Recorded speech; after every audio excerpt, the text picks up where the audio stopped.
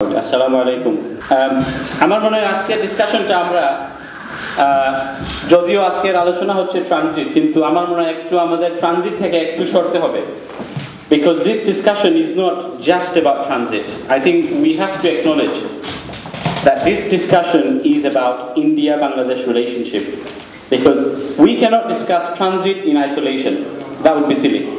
So আমি বলবো যে প্রথম স্টার্টিং পয়েন্ট হচ্ছে যে ইন্ডিয়া-বাংলাদেশ রিলেশনশিপ। আমার মনে হয় আমি শুরু করার আগে আমাদের ডিসকাশনের কনটেক্সটটা কিছু সেট করা দরকার। বাংলাদেশ এবং ইন্ডিয়া তারা দুইটাই হচ্ছে দুইটা স্বাধীন রাষ্ট্র, ইন্ডিপেন্ডেন্ট সভরেন স্টেটস, এবং দুইটা রাষ্ট্রেরই তাদের ন্যাশনাল ইন্টারেস্ট আছে, ইকোনমিক, পলিটিক্যাল, মিলিটারি, কালচারাল, অনেক ইন্টারেস্ট আছে। কিন্তু আমার মনে হয় ইন্ডিয়ার এখানে অনেক থ্রেটস আছে। আমাদের এখানে প্রিভিয়াস একজন বক্তা বলছেন যে ইন্ডিয়া এবং চায়নার যুদ্ধ, অরুণাচল প্রদেশ, এইটা একটা অনগোয়িং ডিসপিউট এবং এখানে ইন্ডিয়ার অনেক ইন্টারেস্ট আছে। কিন্তু মোস্ট ইম্পর্টেন্ট ফ্যাক্টর হচ্ছে যে আমার মনে হয় ট্রানজিট আলাপ করার আগে আমাদেরকে দেখতে হবে যে এই কনটেক্সটটা China, India and Bangladesh collectively, and of course আমরা আমেরিকাকে বলতে পারবো না, কারণ আমেরিকার একটা প্ল্যান আছে, রিজিওনাল প্ল্যান, যে আমেরিকা চায় যে এখানে একটা রাষ্ট্র ইন্ডিয়া কিভাবে চায়নার একটা কাউন্টার ওয়েট দিবে। So I don't think we should move away from the wider factors. So that will is my starting point. এখন I don't want to bore the audience with facts and figures about transit. I think everyone in the audience believes that transit will be counterproductive to Bangladesh. That I don't think I have to convince you. But just as I was looking on the subject of transit, আমি বুঝতে পারলাম যে ট্রানজিটের total cost আসবে প্রায় $7.1 billion, যেটা কিন্তু India দেবে না, এটা বাংলাদেশে দেবে।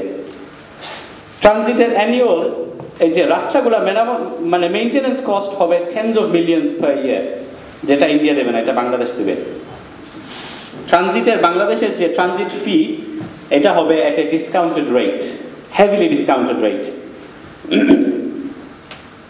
কিন্তু leaving aside the financial questions, আমার মনে হয় সবচেয়ে ইম্পর্টেন্ট প্রশ্ন হচ্ছে যে বাংলাদেশের বর্ডার সিকিউরিটি এবং আমাদের defence.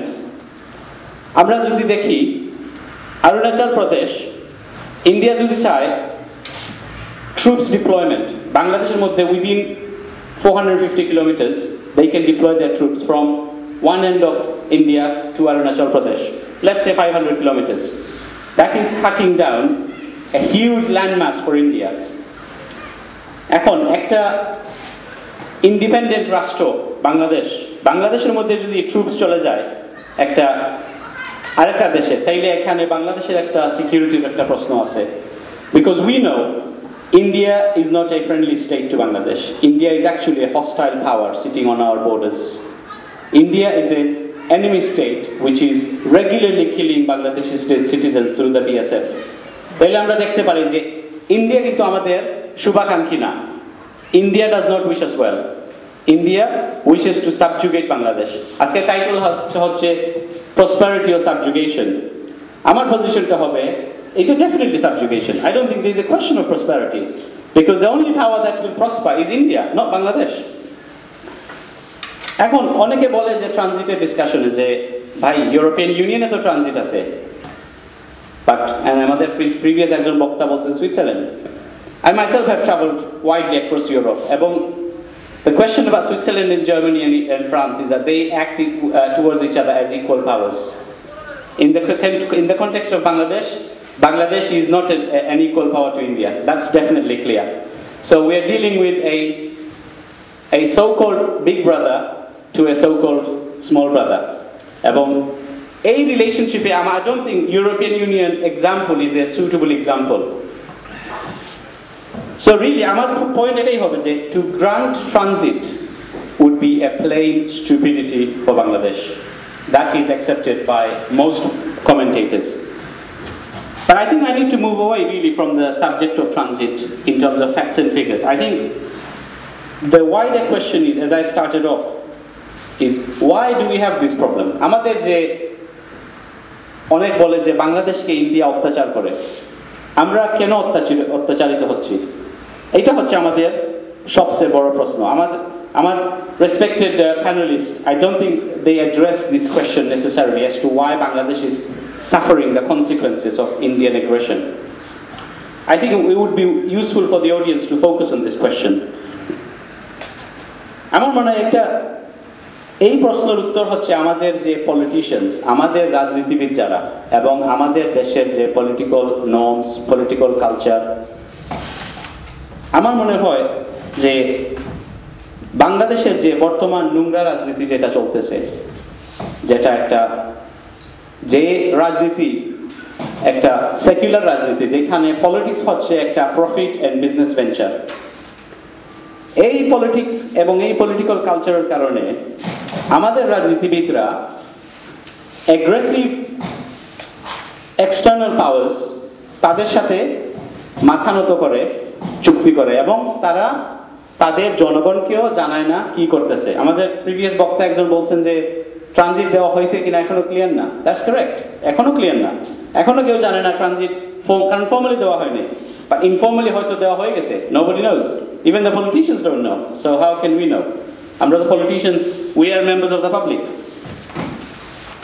But in principle Khaleda Zia এবং হাসিনা দুজনেই কিন্তু ট্রানজিট দিতে রাজি আছেন এবং মনমোহন সিং যখন রিসেন্ট ভিজিটে আসছিলেন তখন খালেদা জিয়া নিজে বলছেন যে in principle I am in favor of granting transit to India. So I think this question is not just about Hasina. This question of transit and the wider India-Bangladesh relationship is about the current political framework in which we are stuck. Bangladesh is currently stuck in a dirty political culture which is destroying the country. So I think that should set the framework of this evening's discussion. আমাদের এই political culture কি করছে? এই political culture আমাদেরকে একটা puppet state বানিয়ে দিছে। বেগম খালেদা ছিলেন, তারপরে আসছেন শেখ হাসিনা। শেখ হাসিনা কি বলছেন? উনি পার্লামেন্টে বলছেন 2001 সালে নির্বাচনে আমি ক্ষমতায় আসতে পারিনি কারণ আমি বিদেশি কোম্পানিদের কাছে তেল গ্যাস তুলে দিতে রাজি হইনি। তার মানে উনি 2009 সালে ডেফিনেটলি বিক্রি করেছেন তেল গ্যাস, এজন্য উনি পাওয়ারে আসছেন, না হইলে হয়তো পাওয়ারে আসতে পারতেছেন না। And I think the fact is clear that our politicians come into power through aid from foreign powers.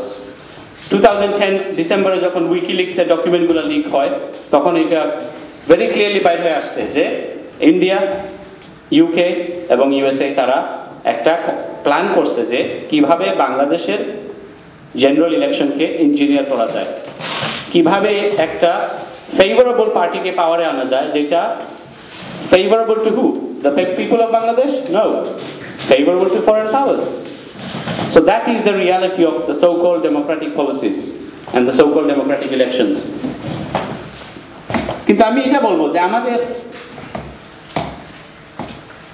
Bangladesh একটা মুসলিম দেশ, 90% প্লাস মুসলমান। আমাদের এই প্যানেলে আমাদের সব বক্তা মুসলমান। আমরা সবাই বিসমিল্লাহ বলে শুরু করেছি, আমরা সবাইকে সালাম দিয়ে শুরু করেছি, আমাদের এই অডিয়েন্স সবাই মুসলমান। তাইলে আমাদের এই ডিসকাশনে ডেফিনেটলি আল্লাহর একটা রোল আছে, যেহেতু আমরা সবাই মুসলমান।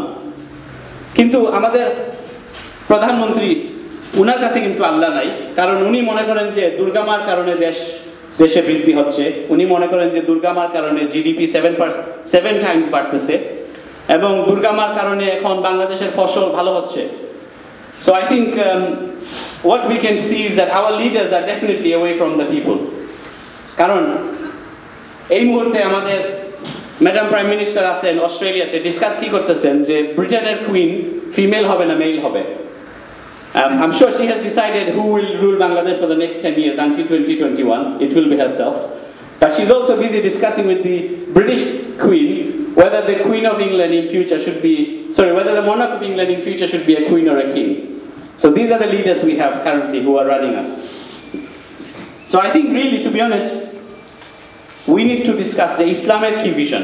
আমার মনে হয় এটা একটা ইম্পর্টেন্ট ডিসকাশন যে বাংলাদেশের ক্ষেত্রে যেহেতু আমরা মুসলমান, ইসলামের কি বলা আছে। বর্তমান শাসনে আমরা বাংলাদেশের ম্যানিফেস্টোতে বলা হয় আমাদের দেশের পলিসি হচ্ছে friendship to all, malice to none. What kind of nonsensical foreign policy is that? Friendship to all, malice to none. How can you have all friends? America তো বলে না all countries are our friends. America clearly বলে there is an axis of evil. Iran is our enemy state. North Korea is our enemy state. America doesn't make any excuses about calling Iran an enemy state. So why should Bangladesh call everybody a friend? ইসলামের কি বলার আছে? আল্লাহ সুবহানাহু ওয়া তাআলা খুব clearly কোরআনে বলতেছেন। আল্লাহ বলতেছেন সূরা তাওবাতে বিসমিল্লাহির রহমানির রহিম হুয়াল্লাযী আরসালা রাসূলাহু বিল হুদা ওয়া দীনিল হক লিইয়ুযহিরাহু আলা দীনি কুল্লিহি ওয়ালাউ কারিহাল মুশরিকুন। আবার আল্লাহ সমান আয়াত আবার রিপিট করতেছেন সূরা ফাতিহা হুয়াল্লাযী আরসালা রাসূলাহু বিল হুদা ওয়া দীনিল হক লিইয়ুযহিরাহু আলা দীনি কুল্লি ওয়া কাফা বিল্লাহি শাদীদা। তাইলে আল্লাহ এমফাসিস দিতেছেন যে Allah has sent Islam to dominate over all other ways of life, even though the mushrikeen hate it. Allah প্রথম আয়াতে বলতেছেন। সেকেন্ড আয়াতে আল্লাহ বলতেছেন Allah has revealed this deen to dominate over all other deen, even তারপর আল্লাহ কি বলতেছেন and he is alone sufficient as a witness. তার মানে আল্লাহ বলতেছেন যে বাংলাদেশের মতো একটা মুসলিম রাষ্ট্র আমরা যদি দেখি যে ইন্ডিয়া আমাদের বড় ভাই, that is a problem with us, not with India. That is a problem with our leaders, not with India. We need to have a better vision. Allah বলতেছেন যে Muslims need to have the vision to dominate other ways of life. At the moment কি হইতেছে? আমাদেরকে India dominate করতেছে, আমাদেরকে America dominate করতেছে, আমাদেরকে গুলশান এবং বারিধারা থেকে ডিসিশন দেওয়া হচ্ছে তোমাদের নেক্সট ইলেকশনে ওই পার্টি আসবে। Our leaders are busy to impress everybody except Allah. They are impressing Gulshan, they are impressing Baridhara, they are impressing Australia today. But no, they are not, ever, in fact they are impressing Durgama as well. But they are not impressing Allah subhanahu wa ta'ala. এবং আমার মনে হয় এই প্রশ্নটা আমাদের seriously চিন্তা করা দরকার। আমার ভিশনটা কি? আমি একটা, সবাই এখানে একটা পলিটিক্যাল ব্যাকগ্রাউন্ড আছে, আমারও একটা পলিটিক্যাল ব্যাকগ্রাউন্ড আছে, একটা ইসলামিক পলিটিক্যাল ব্যাকগ্রাউন্ড, এবং আমি মনে করি যে বাংলাদেশে ইসলামিক খিলাফতের একটা প্রসপেক্ট, যেটা আমার মনে হয় আমরা সিরিয়াসলি কনসিডার করতে হবে। Because under democracy I think we are dreaming if we say Bangladesh will succeed. We are dreaming. We've had 40 years. Let's give it a, come on, let's have a reality check. 40 years of failure. We really are dreaming if we say we have more chances under current democratic framework. Our proposal to hoche, I hope we can discuss this more during the Q&A. Our proposal to hoche je we try a new politics, a new political culture based on Islam, not based on secularism, not based on democracy, because secularism and democracy have failed the people. They have failed the nation. So আমি এটাই বলবো, আমার last কথা এটাই যে under democracy যদি হাসিনা পাওয়ারে থাকে, উনার প্ল্যান আনটিল 2021, এবং উনার প্ল্যান হচ্ছে ইন্ডিয়াকে খুশি রাখা, আমেরিকাকে খুশি রাখা। এখন আমেরিকাকে খুশি রাখলে উনি ট্রানজিট কি আরো পুরা দেশই দিতে রাজি আছেন, as long as she stays as the মুখ্যমন্ত্রী। এবং আমেরিকাতে উনার ফ্যামিলি আছে, as soon as she is out of power she will settle in America. মরতেছেন তো আপনি আর আমি, আপনার আমার দেশে আর কিছু তো নাই, দেশেই আমাদের সব কিছু। So we will be left to disaster really. So আমি বলবো যে in fact democracy is a dream. I think আমরা যেহেতু মুসলমান, আমাদের ইসলামিক খিলাফতে একটা বেটার অপরচুনিটি আছে, যেটা আমাদেরকে সাকসেস দুনিয়াতে দিবে এবং সাকসেস আখিরাতে দিবে। এটা কিন্তু আমি ইনভেন্ট করতেছি না। আমাদেরকে বর্তমানে বলা হচ্ছে যে দেশ যারা ইসলাম চায় তারা রাজাকার। আসলে আমি বলবো বর্তমানে আমাদের এখানে ইন্ডিয়ান এবং আমেরিকান রাজাকারে ভরা। বাংলাদেশে অনেক ইন্ডিয়ান রাজাকার আছে, অনেক আমেরিকান রাজাকার আছে। তাদেরকে আমরা বলতে হবে যে অ্যাকচুয়ালি সলিউশনটা হচ্ছে না যে এই রাজাকার আর ওই রাজাকার, সলিউশনটা হচ্ছে আমাদের একটা ইসলামিক সলিউশন, যেটা আল্লাহ সুবহানাহু ওয়া তাআলা মা দুর্গার চেয়েও ভালো জানেন, আল্লাহ সুবহানাহু ওয়া তাআলা আমেরিকার চেয়েও ভালো জানেন। এবং আমি আশা করি যে এইটা নিয়েই আমরা ডিসকাস করব during the Q&A. But what finally my last word is, how will the Khilafah deal with this question of India? That is an important question. And I think the main point is the Khilafah will try to deal with India not as friendship to all, malice to none. It will deal with India as an independent state. Bangladesh has an interest. It has foreign interest. Yes, Bangladesh needs to survive. And yes, India will want to get its objectives. But Bangladesh will deal with India with Bangladesh's interest at heart. Under Islamic Khilafat, Bangladesh will not sell off India. sorry, sell off its country and its assets to India.